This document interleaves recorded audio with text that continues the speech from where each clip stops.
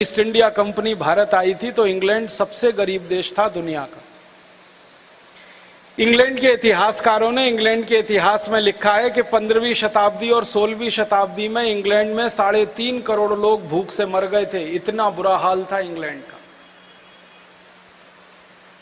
कुल आबादी जिस देश की 6 करोड़ हो और उसमें 3.5 करोड़ भूख से मर जाए, ये कोई मामूली बात नहीं है। आधी आबादी भूख से मर गई क्योंकि खाने को कुछ नहीं था, पहनने को कुछ नहीं था। अंग्रेजों ने कपड़ा पहनना भारत से सीखा, अंग्रेजों ने कपड़ा बनाना भारत से सीखा। भारतवासियों के संपर्क के पहले तो इंग्लैंड में कोई कपड़ा बनाना नहीं जानता था, पहनना भी नहीं जानता, नंगे रहते थे आदिवासियों की तरह से, वनवासियों की तरह। तो ये तो सारी की सारी कहानी है भारत के लूट की, यहां का पैसा वहां गया। अब ये ब्रिटिश पार्लियामेंट में बहस हुई 1860 में और ये तय हुआ कि भाई भारत की जो क्रांति हुई 1857 की, उसका बड़ा कारण क्या था। तो एक अंग्रेज कहता हमने लूटा भारत को, ये बड़ा कारण था। दूसरा कारण क्या था, तो एक अंग्रेज कहता हमने मार मार के भारतवासियों को ईसाई बनाया जो वो बनने को तैयार नहीं थे, दूसरा कारण ये था। तीसरा कारण क्या था, एक अंग्रेज कहता हमने भारत की सबसे पवित्र गाय को कत्लेआम किया भारत में, वो बड़ा कारण था। आप जानते हैं सबसे पहला कत्ल खाना इस देश में 1760 में अंग्रेजों ने शुरू कर दिया था। कलकत्ता में गाय कटती थी और हिंदुस्तानियों की छाती पर छुरी चलती थी, गाय कटती थी। तो ऐसे अंग्रेज दस्तावेजों में, अंग्रेजी दस्तावेजों में ये कहानी दर्ज है कि एक एक अंग्रेज बयान दे रहा है और वो बता रहा है ये कारण था, ये कारण था, ये कारण था, इस कारण भारत में हमारे खिलाफ बगावत हुई। अब एक अंग्रेज प्राइम मिनिस्टर पूछ रहा है इन सब से कि अच्छा बताओ बगावत के लिए पैसा किसने दिया, धन भी तो इकट्ठा हुआ होगा। तो एक अंग्रेज जो यहाँ हिंदुस्तान में 17 साल रहा और किसी तरह जिंदा बचकर वापस इंग्लैंड पहुंच गया, वो कहता है कि भारत की आज़ादी की लड़ाई, जिसको भारतवासी कहते हैं, हम कहते हैं बगावत और विद्रोह, वो कहते हैं आज़ादी की लड़ाई, इसमें 480 करोड़ रुपए खर्च हुआ है और ये कोई मामूली रकम नहीं है। ये रकम कहां से आई, तो भारत के उद्योगपतियों ने दी, व्यापारियों ने दी, कारीगरों ने दी, किसानों ने दी। लोगों ने इतना धन इकट्ठा किया था इस क्रांति के लिए। इस 480 करोड़ को आज अगर समझना चाहें तो इसमें 300 का गुणा कर लेना, तब इसको आज समझ पाएंगे आप। इतनी बड़ी क्रांति थी 1857। इस क्रांति में 4.5 करोड़ हिंदुस्तानी लड़े थे अंग्रेजों के खिलाफ। अगर हर एक हिंदुस्तानी के हाथ में एक तलवार भी हो तो 4.5 करोड़ तलवारें बनी होंगी इस देश में, और उन 4.5 करोड़ तलवारों को बनाने के लिए लोहा बना होगा इस देश में। उस लोहे को गलाने के लिए भट्टियां बनी होंगी, ब्लास्ट फर्नेस बनी होंगी।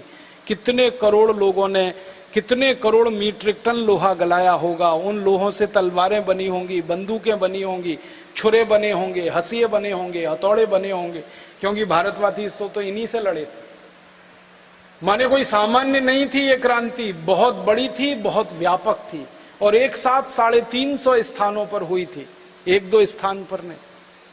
तो ब्रिटिश पार्लियामेंट में ये सारी बहस हो रही है तो प्राइम मिनिस्टर पूछ रहा पैसे किसने दिए, तो उद्योगपति, व्यापारी, किसान, कारीगरों ने दिए। तो प्राइम मिनिस्टर कहता है कि अब आगे से इस देश में शासन चलाना है तो एक व्यवस्था करो कि दोबारा कभी भारत के लोग क्रांतिकारियों को पैसे दे ना सकें, उनके हाथ में पैसे छोड़ो ही मत, ले लो, सब छीन लो उनसे। तो कैसे छीनोगे, टैक्स लगा के छीनो। इसलिए इस देश में इनकम टैक्स आया। इनकम टैक्स इसलिए नहीं आया कि देश में सरकार चलानी थी अंग्रेजों को और उसके लिए धन की जरूरत थी।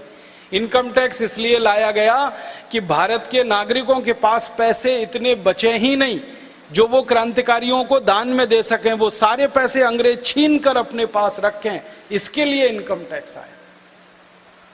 और इनकम टैक्स जब लगाया अंग्रेजों ने तो उसकी लिमिट जानते हैं क्या थी, 97%। माने 100 रुपए आप कमा रहे हैं तो 97 रुपए अंग्रेजों को दे दीजिए। और ये कहानी पूरी तब समझ में आएगी जब और एक जानकारी मैं आपको दूं। ब्रिटिश पार्लियामेंट में बहस हो रही थी और बात चल रही थी कि खाली इनकम टैक्स लगाना है या दूसरे टैक्स भी लगाने हैं।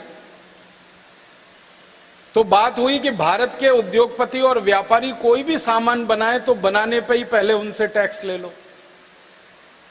उसको उन्होंने एक्साइज ड्यूटी नाम दे दिया।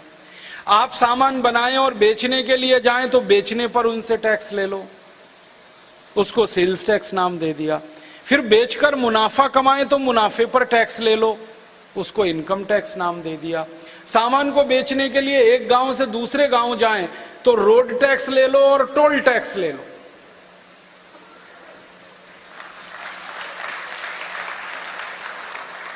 और जिस गांव से सामान लेके जाएं वहां ले लो, और जिस गांव में लेके आए वहां ले लो। गांव में लेके आ रहे हैं तो ऑक्ट्रॉय ले लो उनसे, और गांव से लेके जा रहे हैं तो एग्जिट टैक्स ले लो उनसे। ऐसे 20 तरह के टैक्स उन्होंने लगा दिए। एक्साइज ड्यूटी अंग्रेजों ने लगाई 350%, माने 100 रुपए का सामान बनाओ तो 350 रुपए टैक्स में दे दो उनको। इनकम टैक्स लगा दिया 97%। 100 रुपए कमाई करो तो 97 रुपए अंग्रेजों को दे दो, 3 रुपए बचेगा बस आपके पास। सेल्स टैक्स लगा दिया 180 से 250% तक, अलग अलग वस्तुओं पर अलग अलग। ऑक्ट्रॉय लगा दिया 50 से 60%। म्युनिसिपल कॉरपोरेशन का टैक्स लगा दिया अंग्रेजों ने कई कई स्थानों पर 70 से 80%। परिणाम क्या हुआ? हिंदुस्तानियों से लूट लूट कर सारा धन उन्होंने जमा कर लिया इंग्लैंड। 1860 के पहले क्या होता था? लूटने का काम एक ईस्ट इंडिया कंपनी किया करती थी, उनके एजेंट हुआ करते थे। और 1860 के बाद पूरी सरकार ही लूटखोर हो गई, जिन्होंने कानून बनाकर लूटना शुरू कर दिया इस देश में। अब भारतवासी चिल्लाते थे कि हमारी लूट हो रही है, अंग्रेज कहते थे हम तो कानून का पालन कर रहे हैं।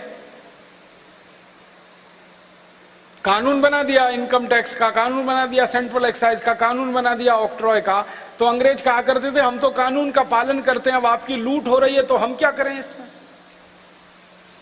कितनी बेईमान और हरामी कौम है ये अंग्रेजों की। लूटना है तो कानून बना दो और दूसरों को उल्लू बनाओ कि हम तो कानून का पालन कर रहे हैं, भरे उसकी जेब कटे उसमें। ऐसे लूटोगे तो बदनामी होगी, सारे दुनिया के देश थू-थू करेंगे कि तुम भारत को लूट रहे हो। लूटने का कानून बना दो तो दुनिया को कहेंगे भाई हम तो कानून का पालन कर रहे हैं, उसमें आपकी लूट होती है तो हम क्या करें।